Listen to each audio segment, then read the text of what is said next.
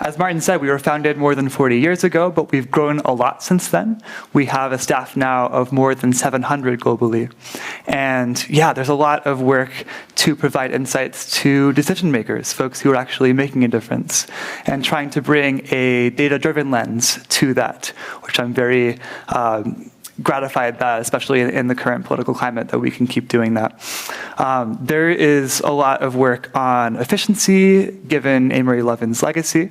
There's also a lot of work on whole systems analysis. So how can we look at the bigger picture and try not to lose sight of things in the details. And then we've been doing a lot across the globe. So as Amory says, we use a variety of different strategies, whether it's policy or business or much more. And as he says, these are artfully combined, rigorously applied, and vigorously promoted. So we try to do all these things together. That's his little catchphrase around the world, really. And so, yeah, our work today will be trying to keep this global picture applied to this big global debate of battery minerals. And with that, I'll turn it back to Sud to talk about why this is a problem in the first place. All right, starting with mining.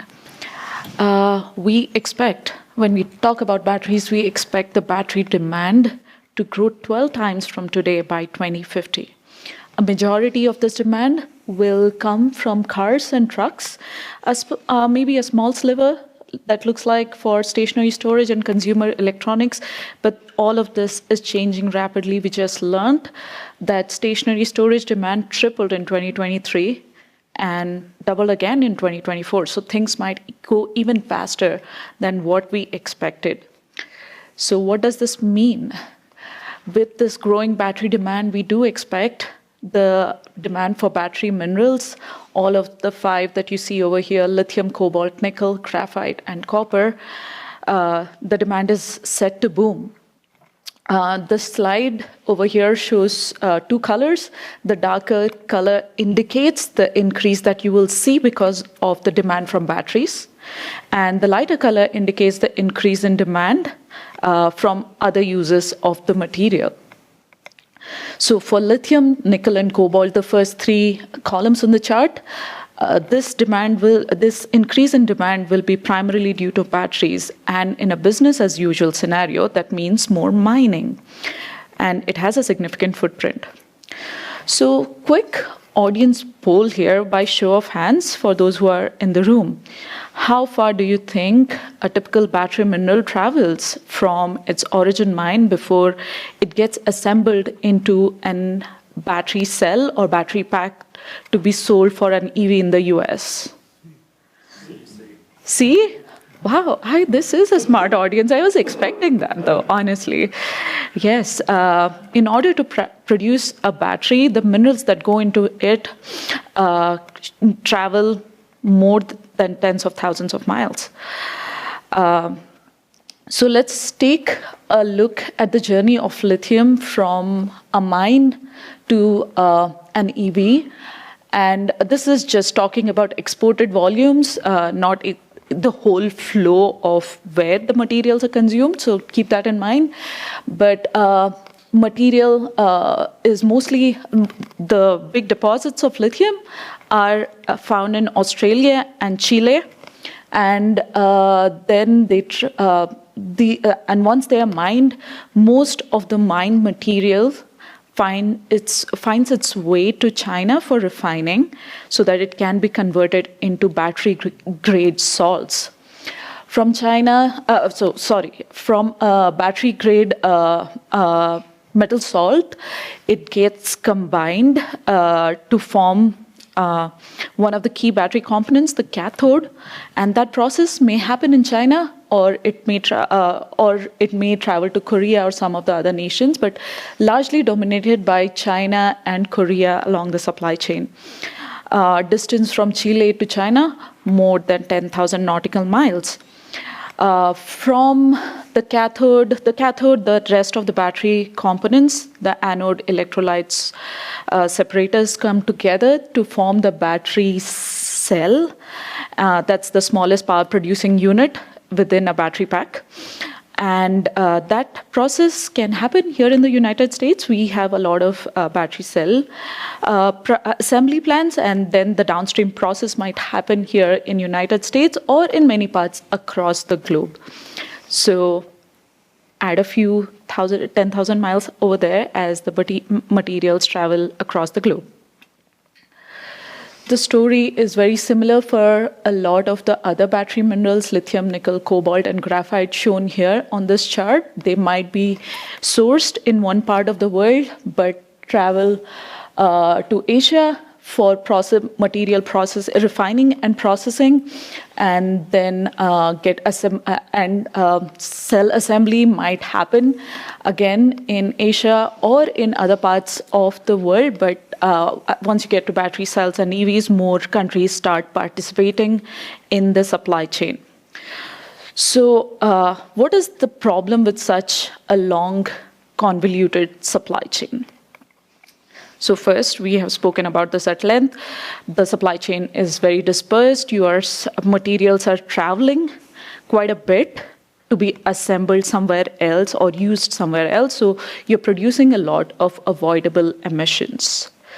At the same time, the supply chain is also very concentrated, and the key parts of the process, refining, processing, and battery cell assembly are happening only in a handful of countries. So what that means is we are introducing single point of failure risks along the supply chain. If any disruption happens, it will affect along any of the segments of the supply chain. It will cause supplier delays, increase the transportation cost, and even threaten the overall energy transition. And where would the disruptions come from? It can be anywhere. A ship blocking a Suez Canal never happened. Extreme weather events that can affect infrastructure and shipping routes, changing geopolitics and trade alliances, and supply consolidation. It's not just about a few countries. There are only a few companies or a few big players that oversee the key segments of the supply chain. And if any one of them experiences a disruption, the whole supply chain does get impacted.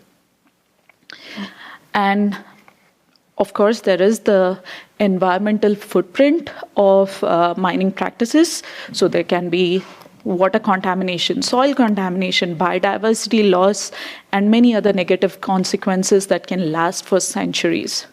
So I'm giving you a preview of something that I will talk about later. I don't see a cursor on the slide, but the graph on the right talks about the environmental impact, the land, water, and emissions impact of sourcing battery minerals from the ground.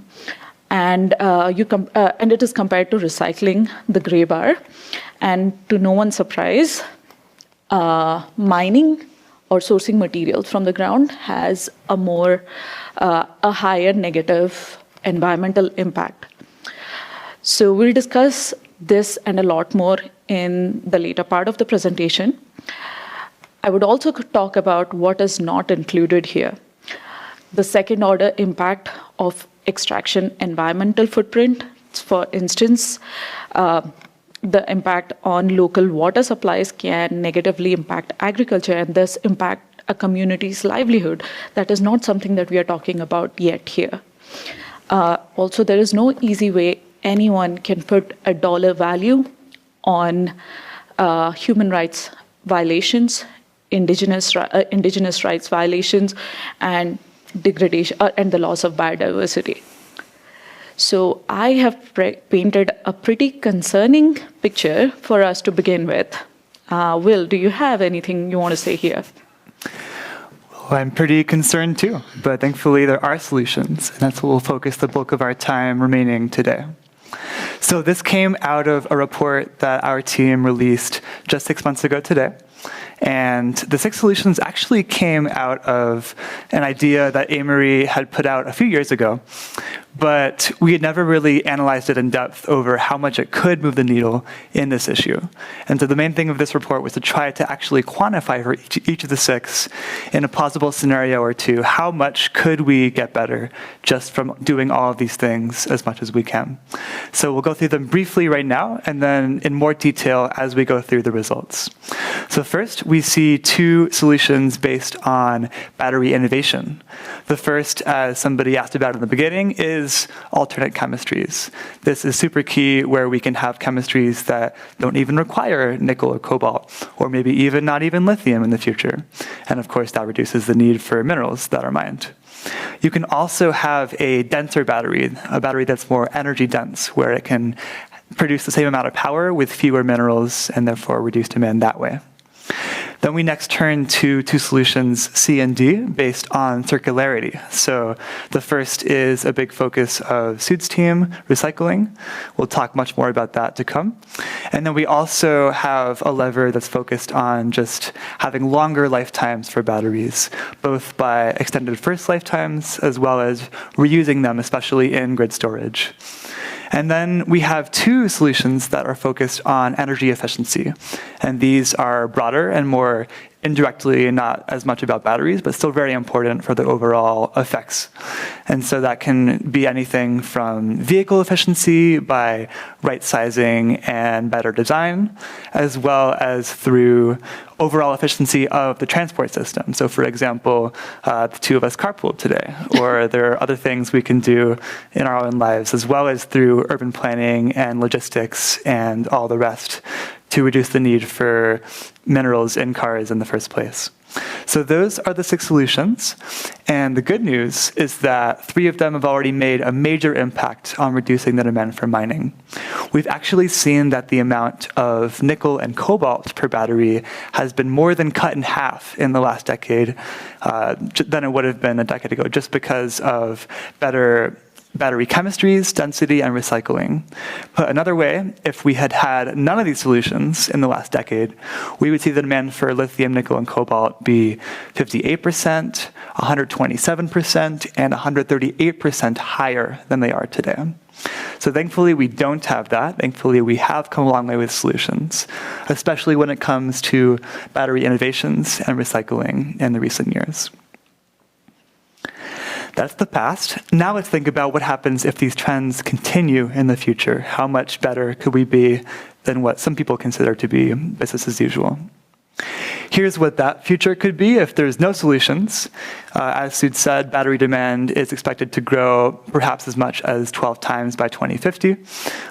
If we do nothing, that could mean 12 times more mining and more demand for minerals. The good news is that it shouldn't, because these solutions will continue. So for example, let's go through them one at a time. On chemistry change, we see that in the last 5 years especially, there's been a big increase in batteries that don't require nickel or cobalt. These are often the lithium iron phosphate or LFP batteries, and they've been taking a growing share of the overall market, as shown in the black on the left chart. The good news is that that probably will continue, as others expect, and we might even see some other chemistries like sodium ion, which can help to displace lithium as well. So the good news is that through analysts like Bloomberg New Energy Finance or others who track this, they have scenarios that are their defaults, which we use here, that are already pretty optimistic about the amount of minerals we can displace from chemistry. So that's the first one. Next, we see other benefits from improving battery densities. So we've seen that in the past, for every cumulative doubling of overall battery demand, we've seen 6% better densities as people build more batteries and get smarter about how to build them and get the same amount of power with less material. Now, a bit of that is actually from the change in chemistry, so we take that part out. But we do see that there is a good improvement still from just density itself. And we assume that that will continue in this case of continued trends, once again, reducing demand.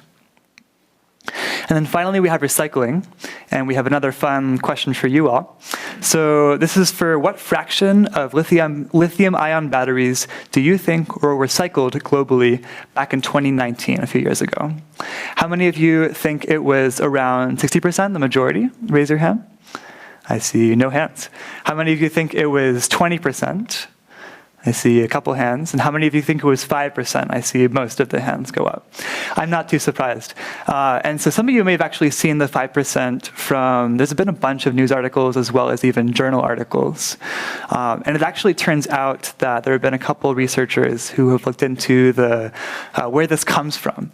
And it turns out that there are sources that say this, but it's usually both outdated and a little bit misrepresented. We've seen it seems like it's more like the fraction of current batteries in the market that come from past recycled batteries. Whereas here we're actually talking about just like what fraction of batteries that reach their end of life today are also recycled today or in the near future. And it turns out actually if we look at that stat and look at the current or rates back in 2019, it's actually the majority of batteries that were recycled, both in the US and globally. So there's a paper from Argonne National Labs, as well as folks from Circular Energy Storage, which say that it was about 59% globally for all batteries, lithium-ion, back in 2019. That may have grown since then. And it turns out that when we look at most of the estimates from sources like BNEF, we see that for most sectors of batteries, the majority are recycled. So that's great news. And it turns out that most of the minerals in those batteries are also recovered when they're recycled. So right now, that current recovery rate is about 80% for lithium and about 95% for nickel and cobalt. There are lots of startups that are trying to improve those rates as we go forward as well, especially for lithium. So if we assume that those rates continue over time as well, in this first case, we just assume it's those flat rates. We don't assume any improvement, but we don't assume any decline either. Then we get a much lower demand as well for the net minerals or the net new minerals from mining, mostly in the longer term as we have more recycled batteries that come into the market from cars and other sources. So that's the good news. And when we put that all together, we could see that the take-home message is a potential peak in demand for newly mined minerals for lithium, nickel, and cobalt, our three minerals of focus. And that could happen as soon as the 2030s, or maybe even earlier for cobalt. Now, again, we still see a near-term increase. That's good to be aware of, but it's already a drastic difference from what it could be without solutions. And in terms of how it might be for other minerals like graphite, we didn't model those because they're not as dominated by batteries for the demand, but it's probably at least some improvement, if not as much as this. So that's the good news with what it could be just if we continue current trends. But there's also much more we can do if we accelerate all 6 solutions. So here's the kinds of stuff that we looked at in terms of how that might happen in a possible case.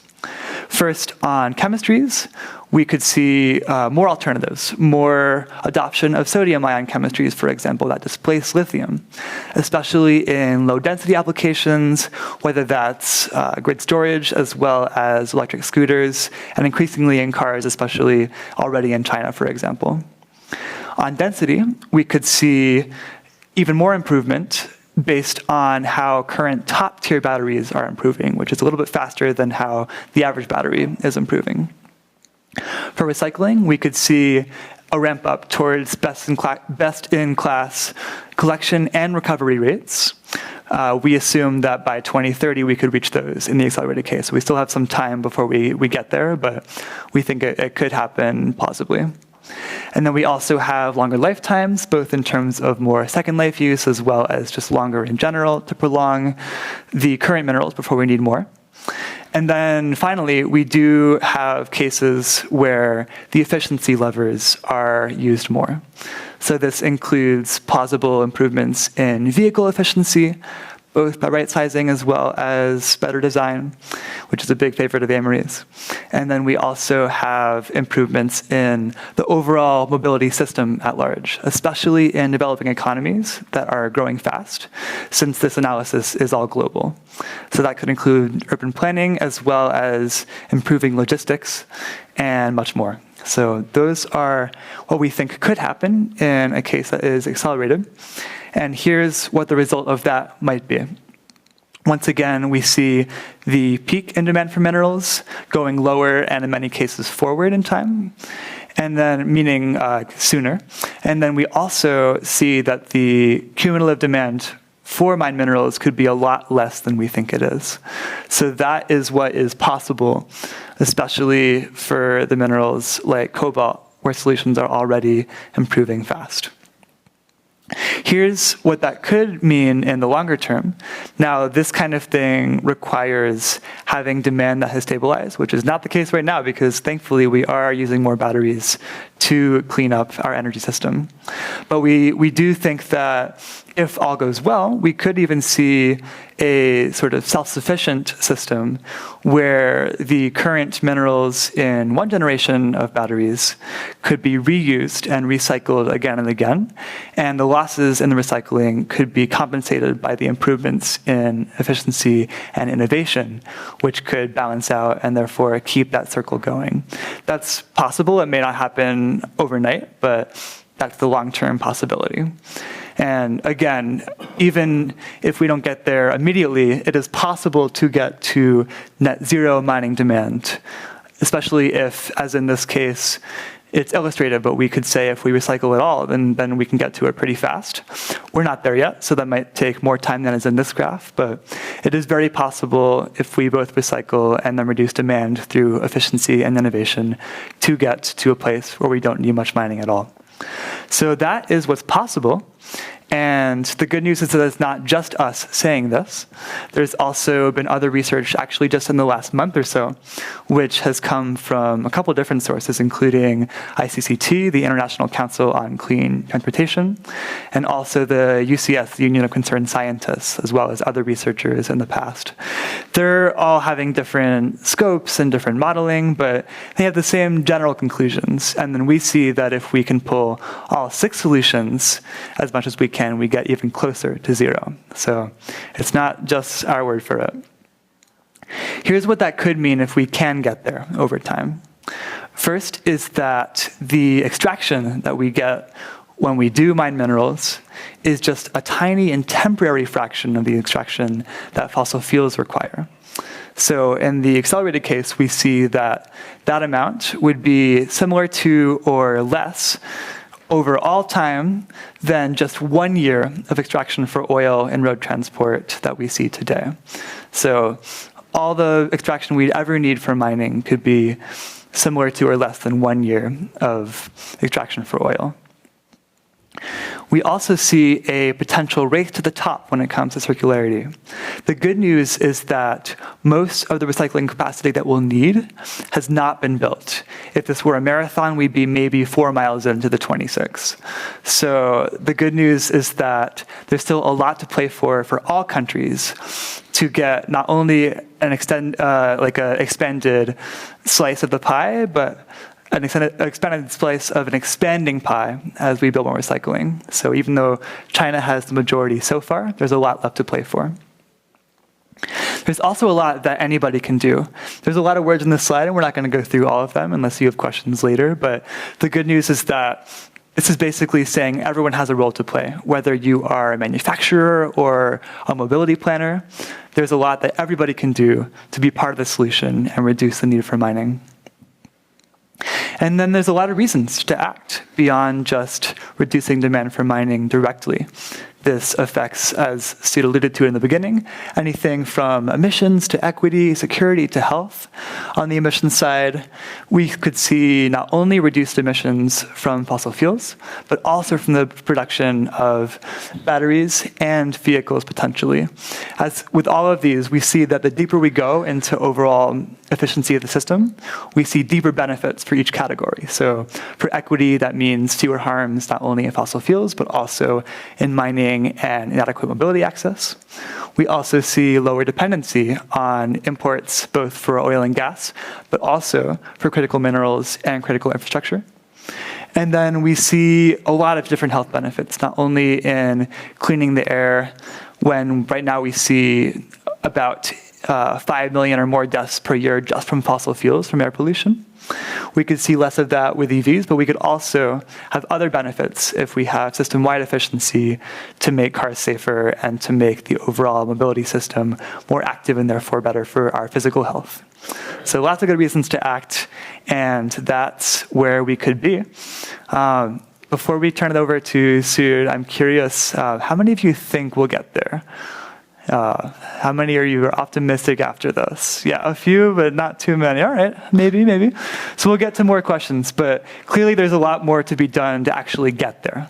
So I'll hand it back to Sud to talk through a case study or two about that, what we're working on, and then we'll get to your questions afterwards to go more. Right. Grateful to Will for giving us a future that we can be hopeful about, and also giving my team some work to do. There's a lot to be gained by adopting the principles of efficiency, of circularity, and I'm going to focus a little bit on recycling now. And it needs coordinated efforts to happen. So in 2022, we launched the Battery Circular Economy Initiative that focuses on ensuring two outcomes: that the supply chain does not become the limiting factor for the energy transition, so resiliency, and second, that the materials that we source are used responsibly, used efficiently, and sourced responsibly. So people, planet, people and the planet.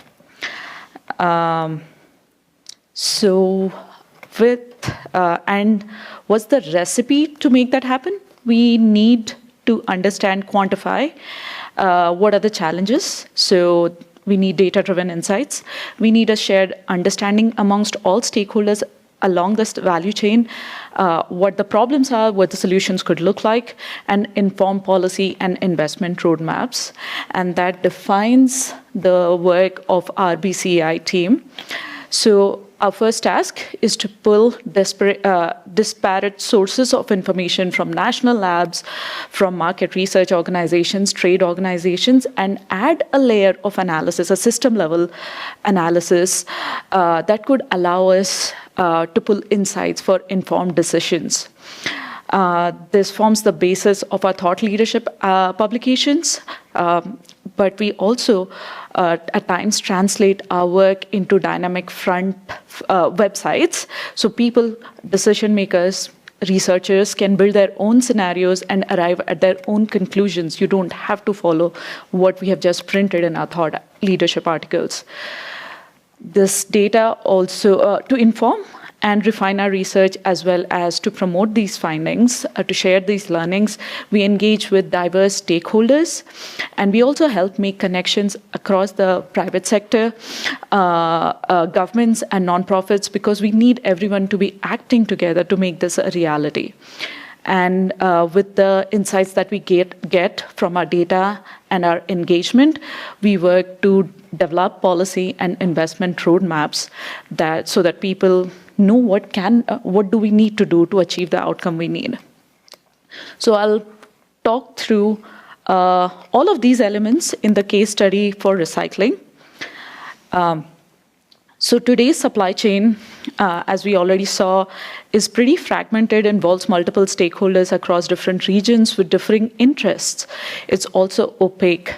As a result of this, the costs and benefits accrue at different parts of the supply chain, and that prevents people from working towards the desired outcome.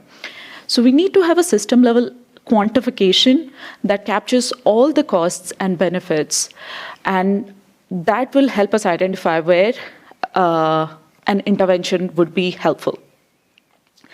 With a standard financial return on investment perspective, you are only looking at the tip of the iceberg, and we need to add on the social and environmental impact of sourcing and recycling to arrive at a true assessment of recycling returns.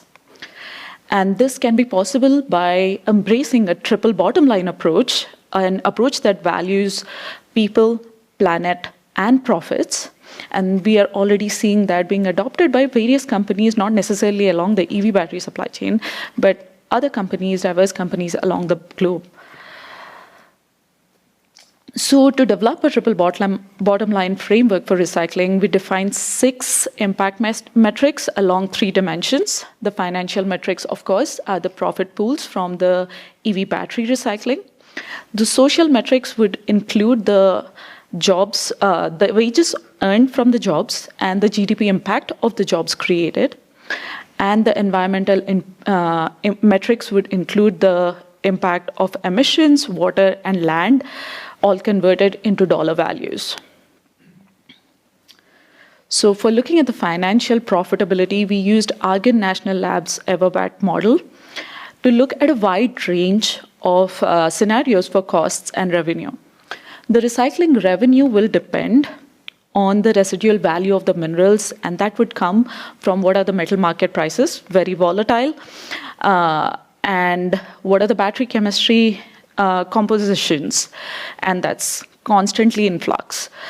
The cost will depend on the economies of scale, the utilization of the infrastructure, and the upstream design of the battery. And when we look at all of these wide-ranging scenarios, you can see that the case for recycling can be mixed. It may be profitable, it may not be.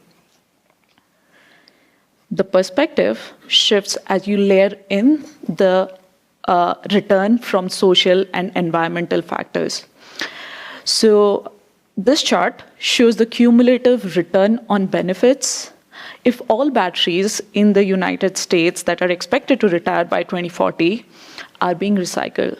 And the case then becomes clear, even at the low metal prices scenario, where profits are negative, the triple bottom line return on investment for recycling is overwhelmingly positive. And we need to take action to be able to capture all of this value. So that was a very theoretical overview. So to bring this framework to life, we analyzed a set of case studies focused on lithium.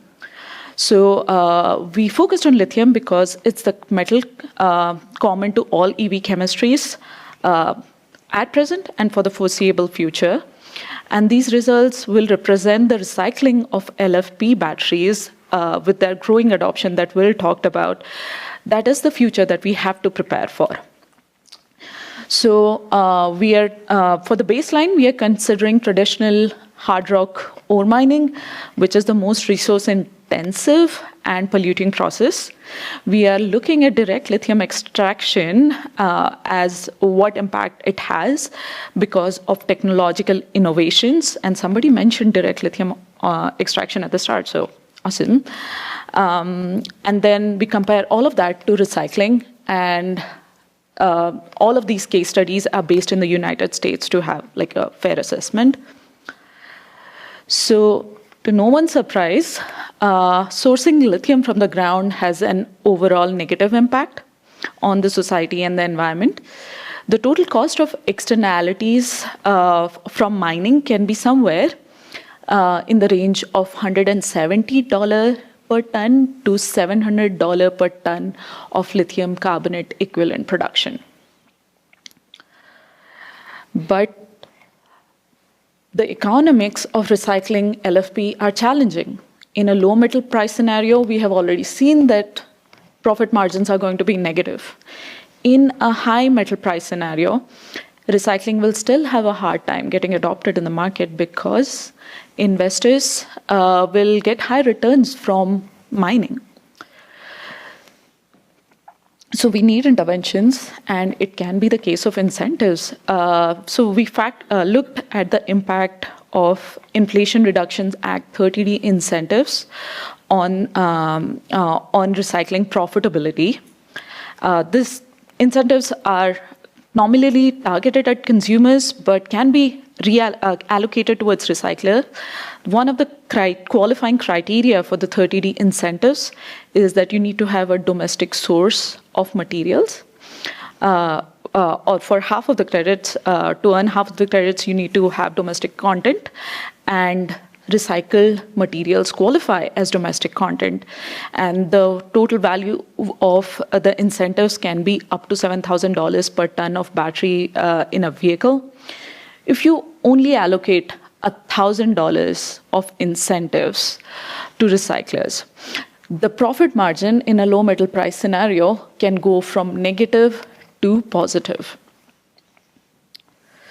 So this is one of the ways where we can take action to de-risk circular approaches. And this may not have to be the only way.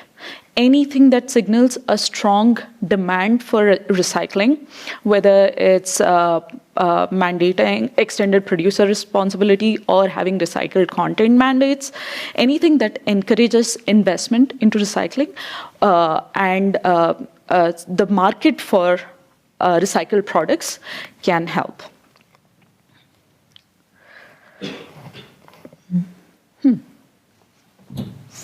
Okay, all good. So, okay. Cool. Okay. All right. So I think with this talk, now you have a good understanding of what the solutions could be, what are the challenges, and what are the cost and returns of different approaches, what interventions can help. I would just wrap up this talk by talking about all the system-level challenges and interventions that can get us to a circular economy.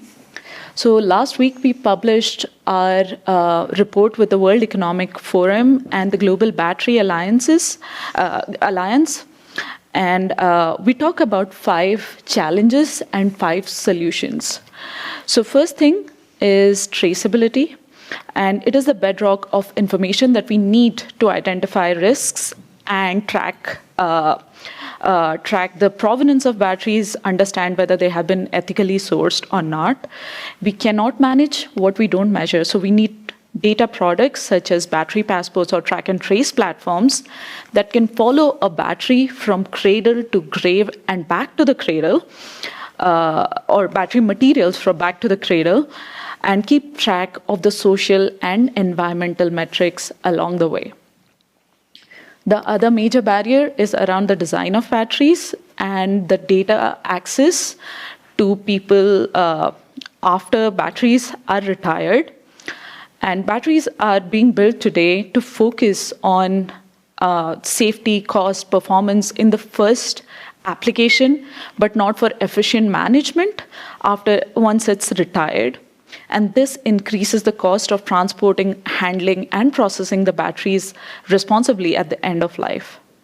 So to overcome that, OEMs can participate by adopting principles of design of circularity, and industry standards organizations such as the Society of Automotive Engineers and others are instrumental in developing a data standard to how to transfer useful information of a battery's first life to determine how much remaining useful life is there in a battery, whether it needs to be recycled or it can be reused, and how effectively it can be transported.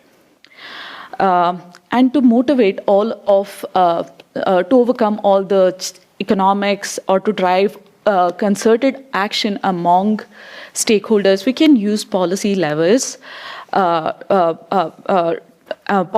to bring together all the diverse stakeholders. As I said earlier, anything that can signal a strong demand for circularity is helpful, and there is a menu of options to choose from. The EU battery regulation requires extended producer responsibility, recycled content mandates, and material recovery targets. We have seen examples from the lead-acid batteries handling. They have take-back mechanisms and incentives as well. So we have a lot of examples and existing options to go with. We have mentioned the challenge with inequitable harms and benefit along the supply chain, especially with mining. The same is true with used batteries. Today's movement patterns of vehicles and international regulations relating to the movement of batteries can cause harm to developing economies that rely on used vehicles and batteries. And we need to facilitate the responsible movement of batteries across borders, investing in infrastructure in developing economies that will allow them to responsibly handle the batteries, the used batteries at end of life when they are done using the second life batteries, and also allow them to capture economic value along the supply chain. So, and with thus we can prevent inadvertent harm to these developing economies. And as with everything else, this transition won't happen without transitioning the workforce. That means that industry, academia, and governments need to come together to give workers the skill set they need to succeed in the circular economy. So that was the end. And let's see. And now we have time for questions. Yeah, perfect. I'm a true believer in, the idea that if any of this is going to work, that we're going to find a way to make it profitable. Is there any way outside of government intervention that we can use to incentivize recyclers for these products? There have been examples of market interventions, voluntary buyers alliance for responsibly sourced material.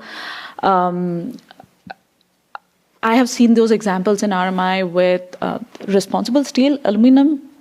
I forget exactly which metals it was. We haven't seen that yet with the EV industry. We have, sure. But there have been examples from adjacent industries where the consumers are demanding responsible batteries, responsibly sourced batteries. And for that, you need a brand or something to tell you that this has come from a recycled source. You need a big chunk of buyers, market players, to agree that, yes, this is something that they would like to procure. And that can induce the demand for recycled batteries, recycled products. And the other thing is, you have seen already this example with growing manufacturing capability, how things have become more efficient. And as they become efficient, the cost reduces. So if we support recycling through this nascent phases and we get to economies of scale, there is a good chance that we can get to profitable recycling as well. Yeah, my team talks a lot about the S-curve or learning curve of adoption. The more you do something, the better you get at it, and then the costs come down. That's what Sue was just referring to with recycling. We're pretty early in that industry. But just like with solar and just like with batteries themselves, the more we do it, hopefully the more costs will come down as well. Going back earlier in the presentation, there were 2 points that you mentioned that are already underway in terms of battery technology. One of them is creating more dense batteries. And then the second one is using less material, less of the most valuable materials or critical minerals in each one. And that seems a little counterintuitive to me. So I'm wondering, on the battery density, how is that done? And then on the balance of the chemistries, how do you get the same amount of electricity out of it if you're changing the mix of the minerals? We are not battery chemists. I've never worked in a battery lab, but there are many of those folks here, both at NREL as well as others locally. So I wouldn't be surprised if anybody was here. But what I can say is, yeah, there are many, many different battery chemistries. So to take the chemistry, one of those two first. There are many chemistries that require lots of nickel and or cobalt, including, for example, NMC, nickel manganese cobalt, is a common chemistry or a set of chemistries that are used often in EVs. The good news is that there are many other ways to produce the same amount of power and store that you need. So instead of having to always have those minerals, you can have other batteries entirely that use different chemistries like lithium iron phosphate, which require none of those other three.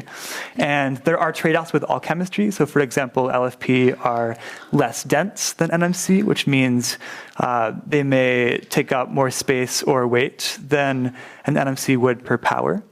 But you're also seeing that as people build more, once again, the technology gets better and better. So especially in China, as they're really going gangbusters on LFP, we've seen the cost drop by ridiculous proportions, way more than you would expect to even a few years ago. And that's why they started to take over the market more and also be a viable option for cars, not just for low-density applications. So good news is there's much more to come there. We're seeing sodium-ion have a similar early trend. They're still pretty early, but that could help displace lithium as well. And there's plenty of other chemistries out there that are even earlier still, but maybe going to happen eventually. On density, there's a lot of different research that shows that across the board for all of these different chemistry types, little tweaks in the batteries as people get better at building them are over time chipping away at the amount of weight you need per power in the battery. So again, for every cumulative doubling of overall demand, we see this 6% improvement in density. So it's little changes. It's people in labs making things 1% better. But the more you do that over time, the better things get. The more you can pack things closely, and the fewer minerals you need for the same power. I can. Yeah, go ahead. I can add a little more to that. Like as Will was saying, examples were from the industry were occurring to me. So one of the things that I'm excited about is LFMP batteries. So we used NMC batteries. When it comes to chemistries, we were using NMC batteries also because of stable behavior, right? And also to prevent some of the failure modes in the chemistry. People are able to replicate that behavior by some of the desired characteristics by adding manganese. So when LFP becomes LFMP, it gets due to some of the performance characteristics that you have seen and you have desired with an NMC chemistry. So that's how you're displacing some chemistries. I spoke about battery cells becoming battery modules and pack. Small part of the presentation, but it's something that I always have as an image in front of my head, in front of my mind. So there are a couple of things about the form factor, right? You are having cylindrical cells, the ones that we are familiar with at home, AA, AAA batteries in a cylindrical form. You have pouch cells and prismatic cells. And the shape of those batteries can influence how much you can pack together. So that's one way of improving your energy density. The traditional batteries or the older batteries, we're getting cells come together to form modules, and then the modules come together to form packs. Then you have battery management systems for each of those modules. Now people are getting from cell to pack batteries, or even cell to chassis, all of that to lose extra weight within those batteries and help drive, help power a vehicle more efficiently with this lesser amount of materials, but you have the same kilowatt hours in the battery pack. I guess my original question was about cobalt, and I'm going to stick to that.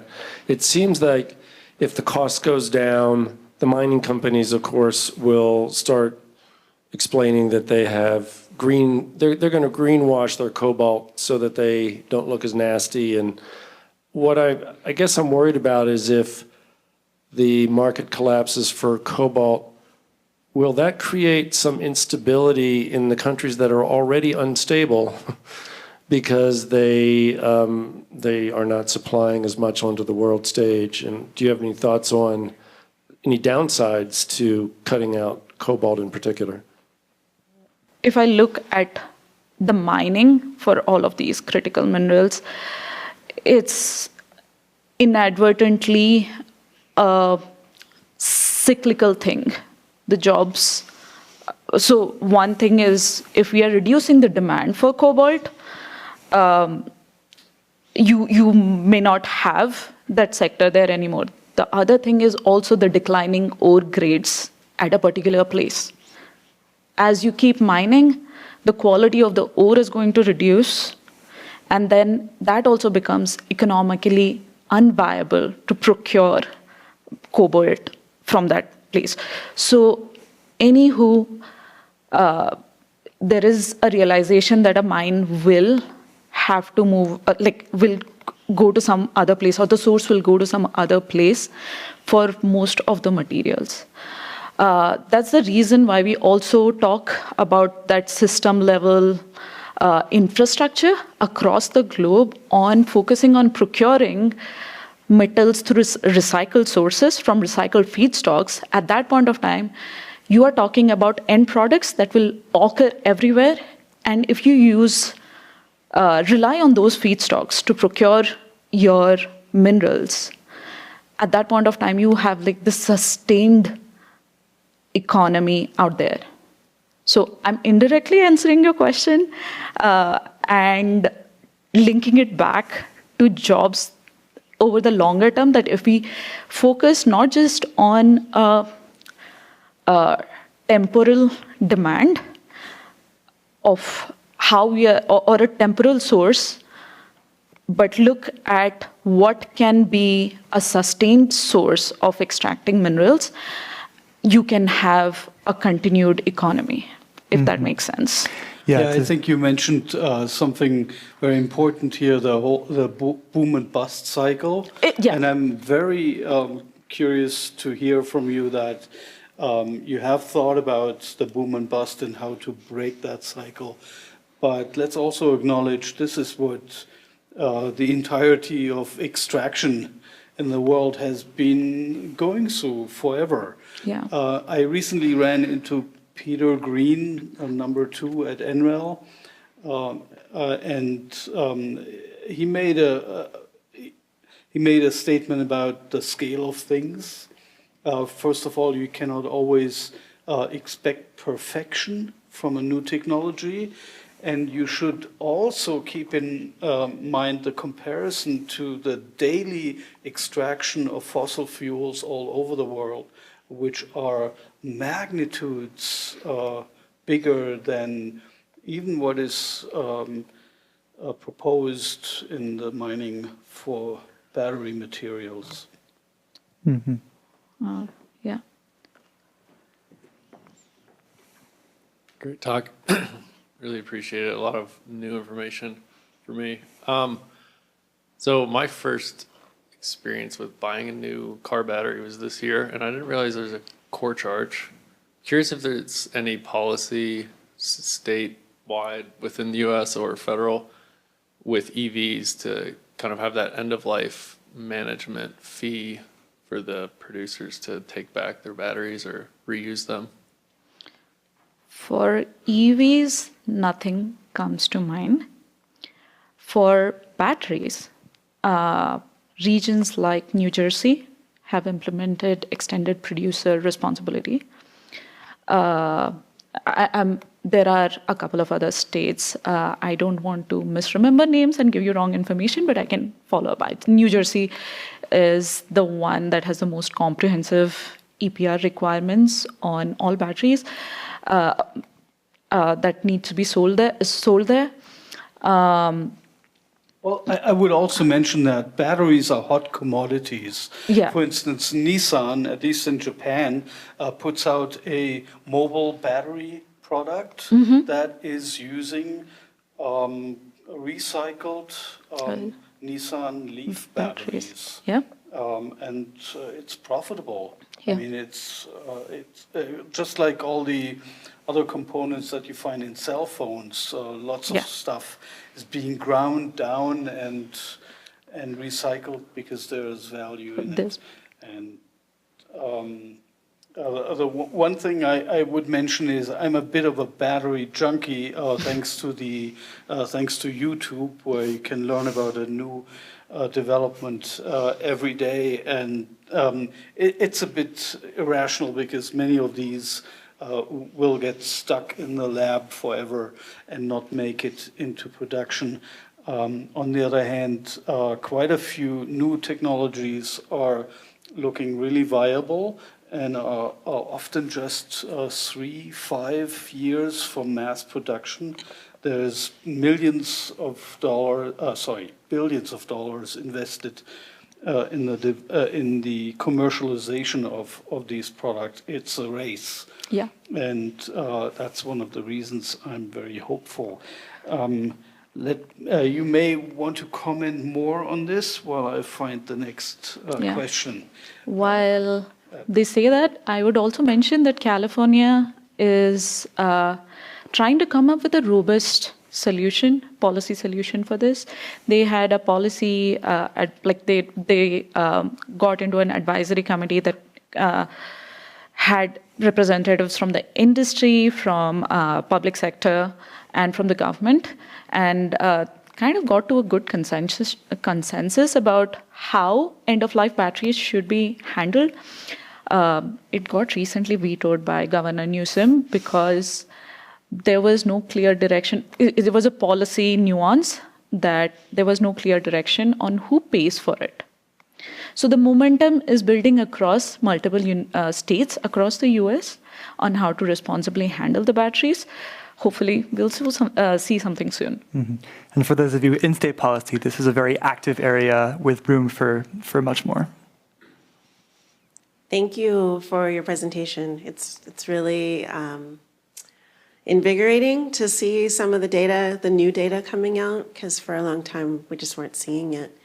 I also really appreciated your optimism on how much we could do if we were to move into recycling more aggressively. And I know with the conversations that I'm hearing, that starts to change depending on how aggressive and how long we can engage second life use cases of the batteries. While they're still being used, they're not available to be recycled. And, we're hoping that we can use them for a long time. Yeah. For me, that's just an observation, and if you have some other insights on that. But I'm really curious to know if you've been able to see from an industry's perspective, do our existing recycling facilities, are they enough? Or does that need to be expanded, right? Here in Colorado, Adams County, we have some of our hotspots where recycling is sort of expected to happen. Mm-hmm. But, I'm curious to know if what you're seeing, do we have enough or does it need to expand? Is it enough for the existing recycling facilities to learn how to recycle something different? Or do we need all new recycling facilities to make those productions happen? I'll take the first part, and then if you want to go for the second. So yes, to your point about Second Life, it does delay recycling. The good news is that it delays new demand more. So we analyzed this in the chart here, and we find that if we extend life just 2 or 3 years more than people expect, we save about 1 million tons of lithium cumulatively through 2050, just based on it delaying new minerals, even more than it delays recycled, because right now we don't recycle everything, so we're not at that steady state yet. So the good news is, even if it does delay recycling, and even if it makes maybe some of the economics or proposals in that way harder, it does on net reduce demand. So hopefully that's a good thing. I'll layer on a little bit there about Second Life. As Will mentioned when he was talking about that loopy diagram, right? When we reach steady state, this will happen. The thing is, we are in a flux about Second Life batteries as well right now. Battery prices are falling, but the Second Life batteries, if you want to sell it at half a price, you are talking about the price that you bought it at. And even if whatever price you're offering it for, if it is very close to the price of a new battery, what would you choose? Which is a more insured product, right? The other thing is the uses of Second Life are as battery chemistries are changing, you have changing chemistries, formats, and where they're coming from. and you have changing applications.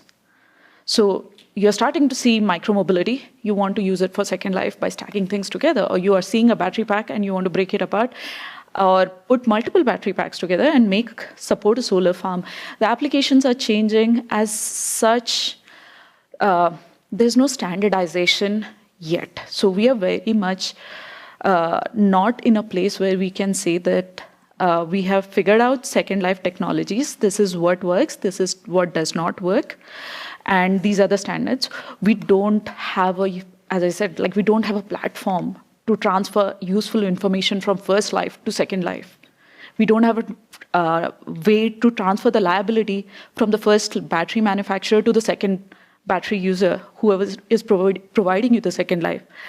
So there's a lot to be worked on. Pilot scale projects are happening with utilities, with national labs, and we need to start developing standards for safe second life use and acceptable standards for performance before we can get to large scale. But we need to make it happen because, as Will said, there is a lot to be gained. So we need to do it. We are just not there yet. Your question around recycling facilities is a little involved, as is everything. There's a lot to the process of recycling, and I would bucket it into 3 parts. The first is getting the batteries from the users to a pre-processing facility. And depending on the format of the battery, that process might be very involved or not. And second is the pre-processing facilities itself, which we are starting to see quite a bit in North America. So we have Redwood in Nevada. We have a couple of life cycle hubs. No, not hubs. We did not make hubs. Spokes, which is basically like you're getting all the batteries, and given the design of the batteries, the only thing you can do is crush them and make them safe to be transported to the eventual central processing plant, which needs to be a large facility, requires economies of scale. So you have to get to an intermediate called black mass by pre-processing before you can recover the metal from those batteries. There aren't any hubs yet in the US which can recover the materials. There are several facilities which are pre-processing it into black mass because that does not require economies of scale yet. What we don't have are these collection systems to source all the batteries to the pre-processing plants. So what is happening with whatever is getting generated right now is pretty much getting exported outside of the country for recovery. And there's a lot more nuance there why also it gets exported out. So this whole presentation was about sort of like getting to the steady state, like at least if I understood it, not really mining any lithium and getting to that point where we can get it to sooner or rather later, depending on the process we get to that. So in that analysis, I guess it's always good to be at a steady state, but I guess the question I ask is from a financial impact, because like, does that weigh, like you looked at it in the original charts I saw in the beginning, we're like, okay, here's the environmental impact. But in my head, to get to that steady state, there's a ton of money to get to that point. And the goal of it is to reduce lithium production or lithium mining, basically, so it's a steady state. But is that a net financial gain? It's kind of like, we abstract petroleum and it's really expensive and it's bad on the environment, but the financial benefit is monumental, right? And I'm just kind of thinking about the data, like, does that take that into consideration? Because like even the idea of the governments, right? Governments have to subsidize this if we're going to actually recycle, but that's huge investment potentially by the government. And like, I'm not a statistician. I don't understand that, this economics, but I'm curious if that's like factored into that. Yeah, part of it depends on whose finances you're talking about. Yeah. So there's a lot of nuance there. Yep. The big picture that I think you got around as part of your question is how much we are saving as consumers and as countries long term by reducing the dependence on foreign oil. So, or even domestic oil. Anything is very different just in terms of what it costs to people. So your point about what it'll take to get there is a very real one. And that's why in Sud's slides, it was very clear that we do need policy incentives to get there, especially on recycling versus mining. But the benefits long-term financially are very clear. So yeah, and this is the slide I wanted to go back to. I'm glad you went back to. So can you, I didn't exactly, because it was pretty quick. Can you kind of explain what this is highlighting, like between the cost of the different oil versus batteries? Sure, yeah. So obviously this is not the whole world of costs. Sure. This is focused on the costs of the commodities that are being extracted. So there's plenty more in the system beyond that. Sure. But that was the best one-to-one comparison that we wanted to get around. So the costs of the oil out of the ground versus the minerals out of the ground. Gotcha. Cool, thank you. Yeah, in the back. Thank you. I'm wondering if you could brief us on your experience or knowledge of what's happening in two particular companies. One is Ultium Cell, which is the General Motors. They're putting into the Chevy Bolts and so forth. And the other one, I think you mentioned, which is Redwood Materials, because I think they may be the preeminent recycling of batteries company in the United States. Could you give us your impression as how profitable they are, how they're doing? Are they gearing up, that sort of thing? Tried to look for that data. Haven't found that data. Okay. So can't comment yet. Just a few things that I will note, that Redwood sees this as a huge opportunity.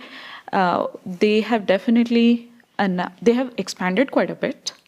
It was not just Nevada now. They are investing into a facility in South Carolina.